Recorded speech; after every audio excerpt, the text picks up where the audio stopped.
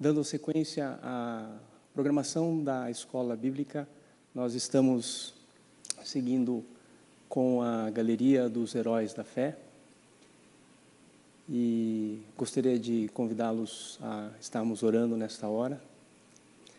Senhor, em nome de Jesus, nós agradecemos ao Senhor, porque esse é o dia que o Senhor fez, esse é o dia que o Senhor preparou para que nós pudéssemos estar aqui reunidos para celebrar a memória do Teu santo nome. Nós agradecemos ao Senhor pela Tua palavra e pedimos que o Espírito Santo do Senhor venha trazer a revelação daquilo que é plano e propósito do Senhor para cada uma das nossas vidas. Em nome de Jesus. Amém. Nós estamos, então, acompanhando, conhecendo um pouco mais destes homens da Galeria dos Heróis da Fé. Nós já acompanhamos Abel, Noé, Abraão, Moisés, Raabe. Hoje nós vamos conhecer um pouco mais da história de Sansão. E nas semanas seguintes vamos ouvir, conhecer um pouco mais de Samuel e de Davi.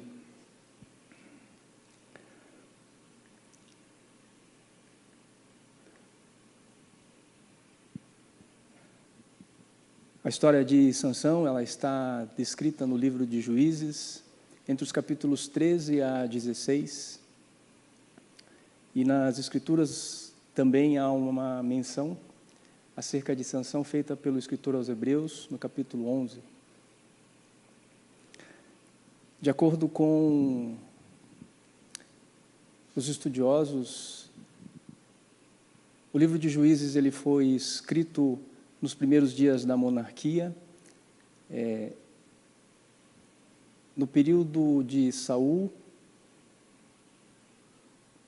ou nos primeiros dias do reinado de Davi.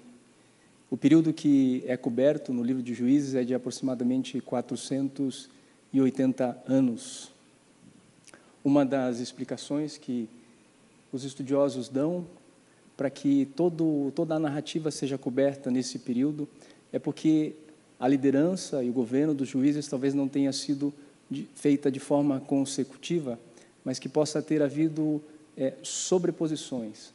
A liderança e o governo de alguns juízes de forma concomitante. Em alguns períodos, em alguns lugares de toda a terra de Israel. A narrativa que é encontrada no livro de Juízes não é uma narrativa cronológica, ela é uma narrativa temática, e ali nós vemos a soberania e o poder de Deus sendo manifesto, e da mesma forma nós vemos a sua misericórdia se revelar e se manifestar diante de um comportamento pecaminoso do povo de Israel. A autoria, como a maioria dos livros do Antigo Testamento, o nome do autor não é citado no livro, mas a tradição judaica e aponta para que seja Samuel, o profeta, como sendo o autor do livro. Os estudiosos cristãos também apontam como sendo Samuel o autor do livro. E na hipótese de não ter sido ele o escritor, o autor, eles entendem que seria alguém contemporâneo a Samuel. O contexto do livro de Juízes, ele narra fatos que aconteceram após a morte de Josué. Josué foi aquele que foi escolhido pelo Senhor para conduzir as 12 tribos de Israel na conquista da terra prometida. E a própria Bíblia, ela explica as razões pelas quais Deus levantou juízes para estarem liderando e governando a nação de Israel. A nossa intenção nesta manhã é podermos estar caminhando pelos 4 capítulos do livro de Juízes. Então, se os amados quiserem estar acompanhando, nós vamos, à medida do possível, e se o Senhor permitir, caminhar por todos os capítulos. As referências externas ou as referências bíblicas que forem fora do livro de Juízes, nós vamos estar apresentando aqui para que vocês possam estar também acompanhando.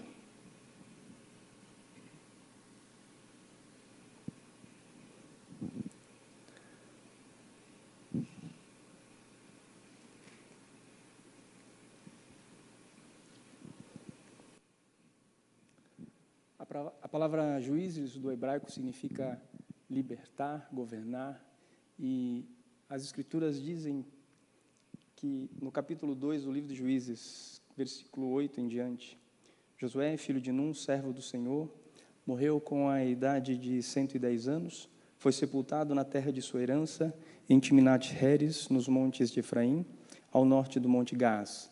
Depois de toda aquela geração foi reunida a seus antepassados, surgiu uma nova geração que não conhecia o Senhor e que ele havia feito em Israel. Então os israelitas fizeram o que o Senhor reprova e prestaram culto aos Baalins. Adoraram o Senhor, o Deus dos seus antepassados, abandonaram o Senhor, o Deus dos seus antepassados, que os havia tirado do Egito, e seguiram e adoraram vários deuses dos povos ao seu redor, provocando a ira do Senhor. Abandonaram o Senhor e prestaram culto a Baal e aos postes sagrados. A ira do Senhor se acendeu contra Israel, e ele os entregou nas mãos de invasores que os saquearam. Ele os entregou aos inimigos ao seu redor, aos quais já não conseguiam resistir.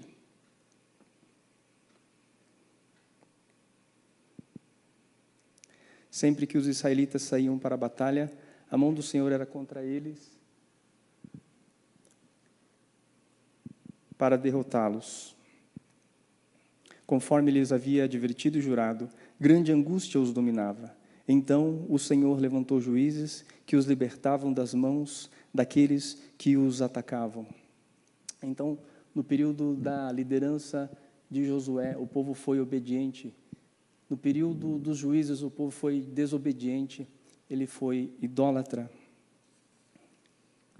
E por esta razão, eles foram dominados, subjugados e foram oprimidos pelos inimigos deles. A relação dos juízes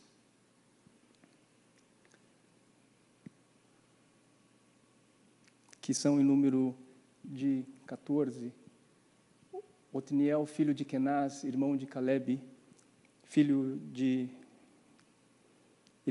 Iude, filho de Gera, filho de Gemim, homem canhoto, Sangar, filho de Anate, Débora, mulher profetisa, mulher de Lapidote, Gideão, homem valoroso, Abimeleque, que matou os 70 filhos de seu pai Gideão, governou por 3 anos.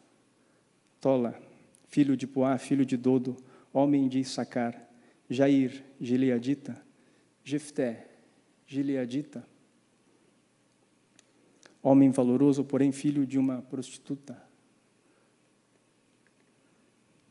Ibzan, de Belém, Elon, o Zebulonita, Abdom, filho de Hilel, o Piratonita, e Sansão, da tribo de Dan, além de Eli e Samuel, que são descritos nos livros posteriores. Então, o livro de Juízes, acerca da história de Sansão, começa no capítulo 13, versículos 1 em diante, que nós vamos estar lendo agora. Os israelitas voltaram a fazer o que o Senhor reprova, e por isso o Senhor os entregou nas mãos dos filisteus durante 40 anos. Certo homem de Zorá, chamado Manoá, do clã da tribo de Dan, tinha mulher estéril. Certo dia o anjo do Senhor apareceu a ela e lhe disse: você é estéril, não tem filhos, mas engravidará e dará à luz um filho. Todavia, tenha cuidado, não beba vinho, nem outra bebida fermentada, e não coma nada impuro. E não se passará navalha na cabeça do filho que você vai ter, porque o menino será nazireu, consagrado a Deus desde o nascimento. Ele iniciará a libertação de Israel das mãos dos filisteus. De acordo com as Escrituras, o nazirato, ele está descrito no livro de Números, capítulo 6. Em poucas palavras, o nazir significa separado ou consagrado.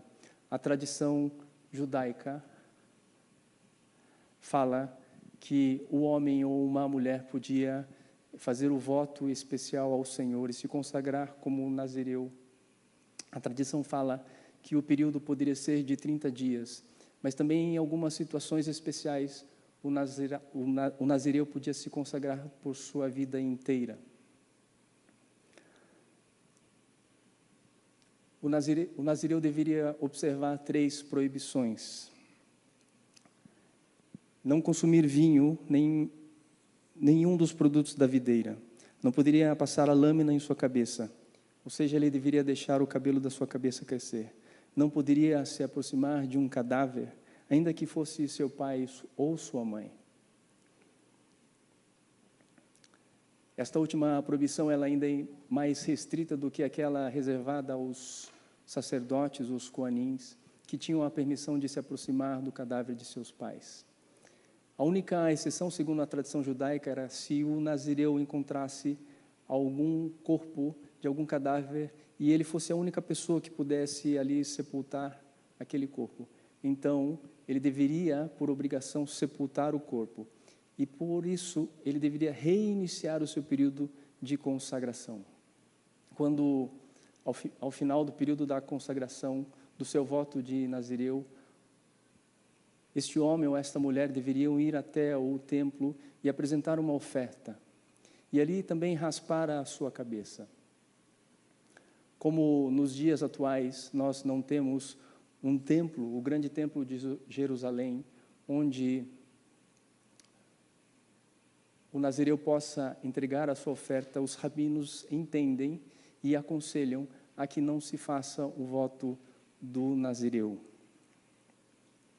O rabino Roni, ele explica, ele traz esse entendimento de que no caso de Sansão, pelo fato de ele ter sido separado pelo Senhor desde o ventre da sua mãe, ele deveria apenas observar duas restrições: a de não consumir os produtos da videira e também não raspar o seu cabelo. Os versículos seguintes do capítulo 13 descrevem o propósito estabelecido pelo Senhor para a vida de Sansão. Tseleufonit, que é o nome da mãe de Sansão, segundo a tradição judaica, ela então vai até o seu esposo Manoá e conta que aquilo que o anjo do Senhor havia dito a ela. Até então, eles não tinham entendimento de que se tratava do anjo do Senhor e o tratavam como sendo o homem enviado pelo Senhor. Manoá então ora ao Senhor e pede para que Deus envie novamente aquele homem para que ele pudesse esclarecer e ouvir dele quais seriam as instruções, quais seriam as obrigações que Sansão deveria ter. O Senhor ouve a sua oração e envia novamente o homem, o anjo, e quando ele chega até a esposa de Sansão, ela logo vai chamá-lo.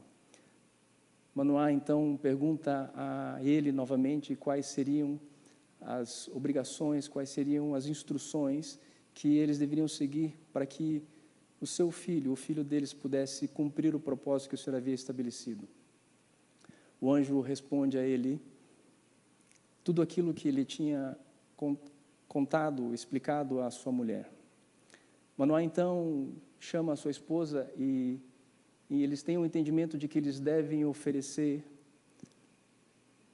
a este homem de Deus a oferta de um cabrito preparado. O anjo do Senhor, então, diz a eles que se de fato eles querem oferecer algo, que eles oferecessem ao Senhor. Eles vão e preparam então o carneiro e os cereais, e quando o apresentam ao Senhor, o fogo de Deus vem e consome a oferta, como uma prova da aceitação da oferta que Manoá e sua esposa haviam preparado. Enquanto aquela oferta ainda queimava, aquele homem de Deus subiu junto com a fumaça. Então Manoá e sua esposa entenderam que se tratava de fato do anjo do Senhor. Eles temeram pela sua própria vida, mas logo perceberam, logo entenderam de que Deus havia um propósito a cumprir através daquelas vidas. O capítulo termina da seguinte forma: a mulher deu à luz um menino e pôs-lhe o nome de Sansão. Ele cresceu e o Senhor o abençoou. E o Espírito do Senhor começou a agir nele, quando ele se achava em Maanedã, entre Zorá e Estaol. De acordo com a tradição judaica, o nome Sansão significa sol.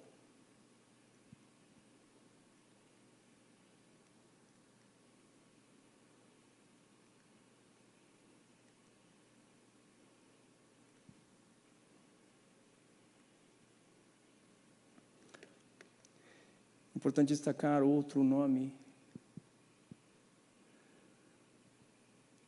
Enquanto Manoá tinha aquela interação com o homem de Deus, ele faz a seguinte pergunta a ele: qual é o teu nome para que te prestemos homenagem quando se cumprir a tua palavra? E o anjo responde: por que pergunta o meu nome? Meu nome é inefável, maravilhoso. Esta expressão inefável no hebraico é um adjetivo que pode ser traduzido por maravilhoso, misterioso, extraordinário, incompreensível. O Salmo 139, no versículo 6, que fala do conhecimento, que fala da onisciência de Deus, ele diz: tal conhecimento é maravilhoso demais, está além do meu alcance, é tão elevado que não o posso atingir.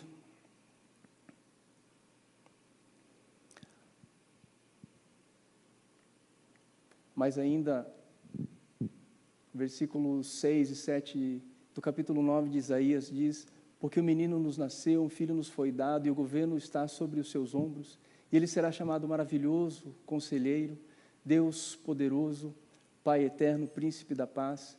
Ele estenderá o seu domínio e haverá paz sem fim sobre o trono de Davi, e sobre o seu reino estabelecido e mantido com justiça e retidão, desde agora e para sempre. O zelo do Senhor dos Exércitos fará isso. O que nós podemos entender é que, possivelmente, o próprio Senhor Jesus é que tenha se apresentado a Manoá e a sua esposa para trazer a revelação de que eles seriam usados para um propósito que o Senhor havia estabelecido. De acordo com o comentarista bíblico,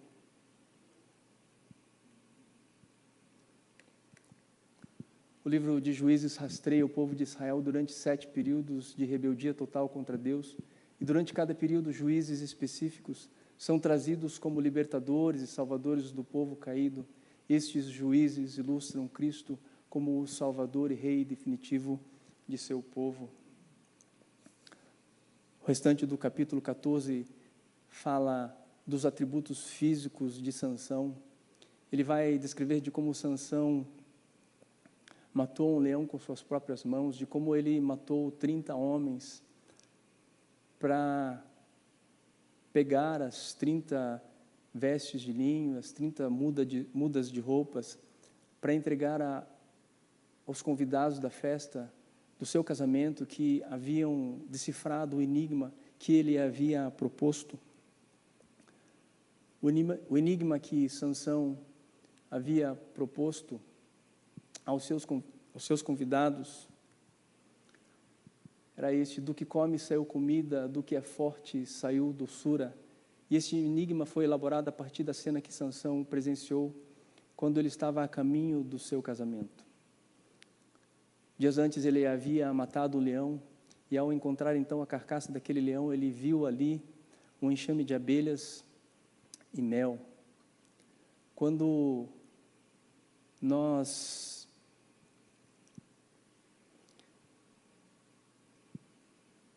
vemos Sansão usar deste artifício de enigmas, nós podemos perceber através das Escrituras que o enigma era utilizado e era um atributo também dos sábios. Provérbios capítulo 1, versículo 6 vai dizer que para entender os provérbios e a sua interpretação, as palavras dos sábios e os seus enigmas, o que nós podemos entender é que, para além da força física, Sansão também era dotado de uma sabedoria que era além daquela humana, um atributo que o fazia governar e liderar a nação de Israel. O capítulo 14, então, ele vai encerrar contando da decepção que Sansão teve pelo fato de seu enigma ter sido revelado, de seu enigma ter sido respondido. Ele então volta até a sua casa, até a casa de seus pais, na sua cidade, e ali permanece. Seguindo então no capítulo 15, passados alguns dias, Sansão retorna até a cidade de Tímina para visitar a sua esposa, e ali ele descobre que a sua esposa havia sido dada a um dos seus amigos que o acompanhavam no seu casamento. Sansão então fica irritado, ele fica irado e captura 300 raposas. Ele amarra a cauda de 2 a 2 e nela amarra uma tocha e solta então as raposas nas plantações dos filisteus e as destroem. Os filisteus descobrem que aquela destruição havia sido provocada por Sansão, e então eles sobem até a casa da mulher de Sansão e a queimam juntamente com o seu pai. Sansão, tomado por uma ira mais uma vez, ele desce e provoca grande matança entre os filisteus. E depois ele vai e permanece na caverna da rocha de Etã. Os filisteus então vão e cercam Judá. E ali os homens de Judá vão tentar descobrir a razão pela qual os filisteus cercaram a Judá. Eles descobrem que a causa era Sansão. 3.000 homens de Judá então descem até Sansão para capturá-lo. E ali eles o convencem a se entregar aos filisteus, sob a condição de que não o matassem. Sansão então se entrega e é levado até os filisteus. Quando os filisteus estavam para colocar as mãos sobre Sansão, então o Espírito do Senhor mais uma vez o toma. E ele, com uma queixada de uma jumenta, ele mata 1.000 dos filisteus. O capítulo 15 termina com mais uma demonstração da fidelidade de Deus para com Sansão. O versículo 18 diz: Sansão estava com muita sede e clamou ao Senhor: deste pela mão de teu servo grande vitória. Morrerei eu agora de sede para cair nas mãos dos incircuncisos? Deus então abriu a rocha que está em Leí, e dela saiu água. Sansão bebeu, suas forças voltaram, e ele recobrou o ânimo. Por esse motivo, esta fonte foi chamada En-Hacoré, fonte do que clama, e ainda lá está em Leí. Sansão liderou Israel durante 20 anos, no tempo do domínio dos filisteus. O capítulo 16 é o último capítulo que conta da história de Sansão. E ele descreve como Sansão, mais uma vez, foi se relacionar com uma mulher filisteia. Ele foi até a cidade de Gaza, e ali os homens de Gaza intentaram cercá-lo, intentaram capturá-lo para destruí-lo. Ele então, à meia-noite, sai e, carregando os portões, as 2 folhas do portão da cidade, caminha por mais de 30 quilômetros até o cume do monte que está em frente a Hebrom, como demonstração, mais uma vez, da sua força. Os versículos a seguir falam do relacionamento de Sansão com Dalila. De todas as mulheres com quem Sansão se relacionou, o nome de Dalila é o único que é mencionado no livro. Os filisteus ofereceram a ela 13 quilos de prata para que ela pudesse descobrir e compartilhar com eles o segredo da força de Sansão. E Dalila, obstinada então pela proposta dos filisteus, vai e diz a ele, no versículo 15: como você pode me dizer que me ama se não confia em mim? Esta é a 3ª vez que você me fez de bobo e eu não contou o segredo de sua grande força. Importunando-a o tempo todo, ela o esgotava dia após dia, ficando ele a ponto de morrer. Por isso ele lhe contou o segredo. Jamais se passou navalha em minha cabeça, disse ele, pois sou nazireu desde o ventre materno. Se fosse rapado o cabelo da minha cabeça, a minha força se afastaria de mim, e eu ficaria tão fraco quanto qualquer outro homem. No casamento de Sansão, a importunação da sua mulher também foi a causa pela qual ele teve o seu enigma decifrado. Naquela ocasião, o versículo 17 do capítulo 14 diz: ela chorou durante o restante da semana da festa. Por fim, no 7º dia, ele lhe contou, pois ela continuava a perturbá-lo. Ela, por sua vez, revelou o enigma ao seu povo. a importunação da mulher pode afastar o homem do cumprimento do destino e do propósito da sua vida. Se, por um lado, nós percebemos Dalila obstinada, fazendo de tudo o que podia para alcançar o objetivo dela, que seria a recompensa que os filisteus haviam proposto a ela, por outro lado, nós vemos que Sansão, apesar de conhecer a sua fraqueza, ainda assim foi tomado e não resistiu ao encantamento da mulher. Segue o texto bíblico ainda dizendo: quando Dalila viu que Sansão tinha contado a ela todo o segredo, enviou esta mensagem aos líderes dos filisteus: subam mais uma vez, pois ele me contou todo o segredo. Os líderes dos filisteus voltaram a ela levando a prata. Fazendo-o dormir em seu colo, ela chamou o homem para cortar as 7 tranças do cabelo dele, e assim começou a subjugá-lo, e a sua força o deixou. Então ela chamou: Sansão, os filisteus o estão atacando. Ele acordou do sono e pensou: sairei como antes e me livrarei. Mas não sabia que o Senhor o tinha deixado. Os filisteus o prenderam, furaram os seus olhos e o levaram para Gaza. Prenderam-no com algemas de bronze e o puseram a gerar um moinho na prisão. Mas logo o cabelo de sua cabeça começou a crescer de novo. Sansão não sabia que o Senhor o havia deixado.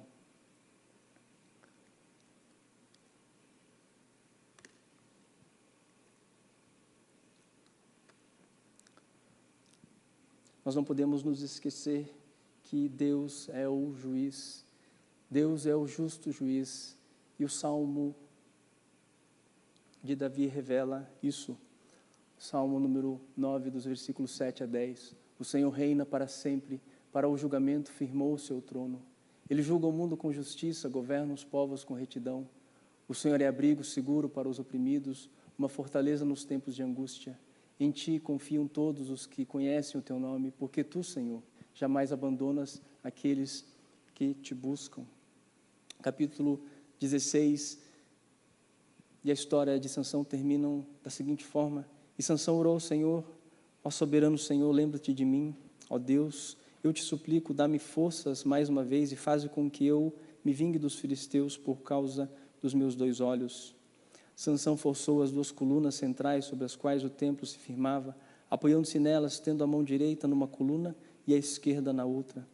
Disse: que eu morra com os filisteus. Então ele as empurrou e com toda a força, e o templo desabou sobre os líderes e sobre todo o povo que ali estava. Assim, na sua morte, Sansão matou mais homens do que em toda a sua vida. Foram então os seus irmãos e toda a família do seu pai para buscá-lo. Trouxeram-no e sepultaram em Zorá e Estaol, no túmulo de Manoá, seu pai. Sansão liderou Israel durante 20 anos. Esta é a história de Sansão.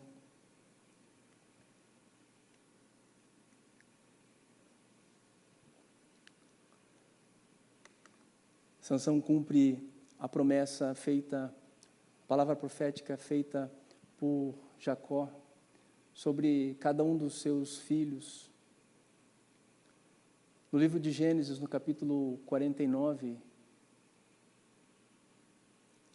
está descrito a bênção de Jacó sobre Dan, da seguinte forma: Dan será uma serpente à beira da estrada, uma víbora à margem do caminho, que morde o calcanhar do cavalo e faz cair de costas o seu cavaleiro. Sansão, homem da tribo de Dan, foi usado pelo Senhor para derrubar os filisteus de diante do povo de Deus. O escritor aos Hebreus, também falando acerca de Sansão,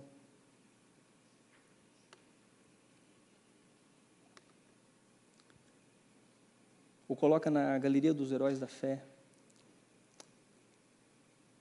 Capítulo 11, a partir do versículo 32, vai dizer: que mais direi? Não tenho tempo para falar de Gideão, Baraque, Sansão, Jefté, Davi, Samuel e os profetas, os quais pela fé conquistaram reinos, praticaram a justiça, alcançaram o cumprimento de promessas, fecharam a boca de leões, apagaram o poder do fogo e escaparam do fio da espada.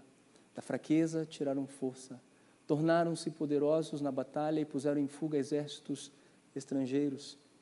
Segue ainda. Caminharam como refugiados, vagando pelos desertos e montes, pelas cavernas e buracos na terra, pessoas das quais o mundo não foi digno. Ora, todos estes, apesar de haverem sido aprovados por Deus por meio da fé, não presenciaram a concretização do que lhe havia prometido, tendo em vista que Deus havia providenciado algo ainda mais excelente para nós, a fim de que, juntamente conosco, pudessem ser eles também aperfeiçoados. Quando nós buscamos entender e compreender o que estes homens não haviam presenciado, do que Deus havia preparado para nós, o algo mais excelente, nós precisamos voltar até ao livro de Gênesis, a promessa do Senhor.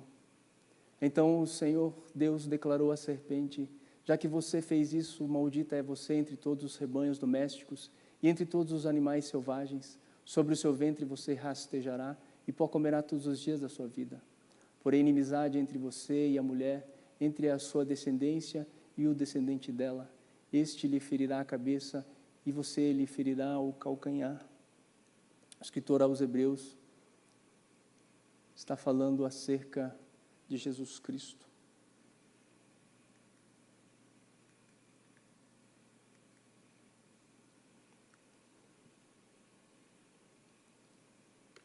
Quando nós falamos em heróis, nos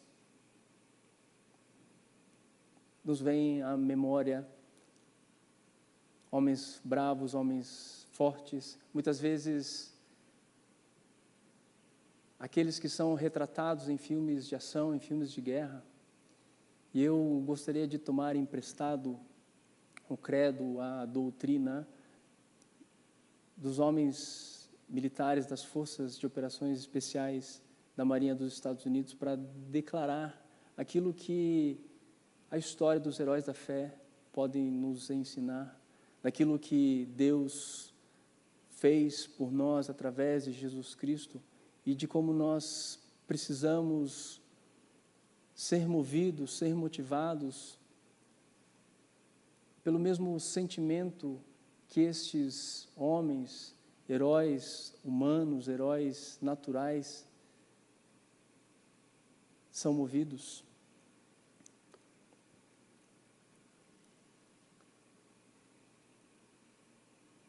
Na caminhada em busca do estabelecimento do reino de Deus, aqueles nascidos em Cristo Jesus devem ter a convicção de que são guerreiros de uma linhagem especial, prontos para responder ao chamado de Deus, homens comuns com um desejo incomum de proclamar o Evangelho de Jesus Cristo e de fazer discípulos de todas as nações.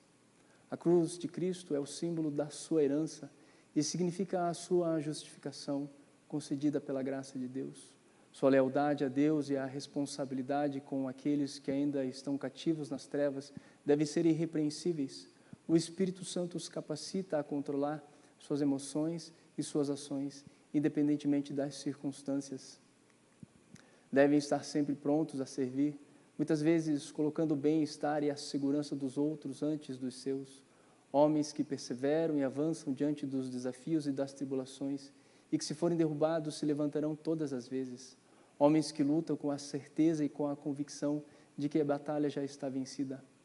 Bravos guerreiros lutaram e foram recolhidos para a glória, construindo a orgulhosa tradição e a reputação que devem defender em quaisquer circunstâncias, de forma que o nome de Deus seja glorificado através do testemunho das suas vidas. Homens cheios do Espírito Santo e que são eles próprios os novos heróis da fé.